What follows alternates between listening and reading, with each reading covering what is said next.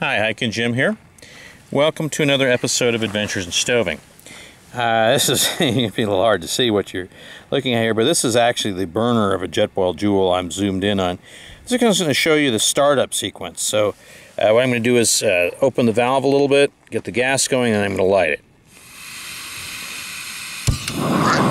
Now, hopefully you saw a flash on the screen there, and that flash is pretty typical. It gives you a pretty good pop when you light the stove, so just something to be aware of. I don't think it's defective. It's a little more pronounced than on other Jetboils I've used. I've used the PCS and the Soul and the GCS and a couple others, so anyway, it's a pretty pronounced pop when you fire up the stove. Now, we're looking at the flame, and we're outdoors right now, and there's just a light wind right now, an occasional gust. And I've got, I don't know if you can see it, but there's a plastic windscreen. I'm wiggling it right now. And there's a plastic windscreen. So it seems like the windscreen actually does help.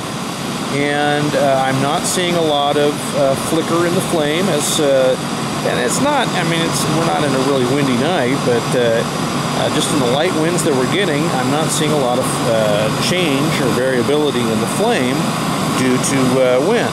Now, let me pull up the windscreen, just for fun. And now I've got the windscreen elevated.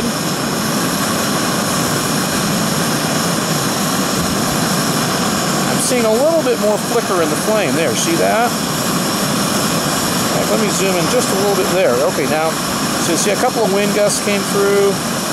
So it does look like the windscreen actually does help some. Put the windscreen back in place.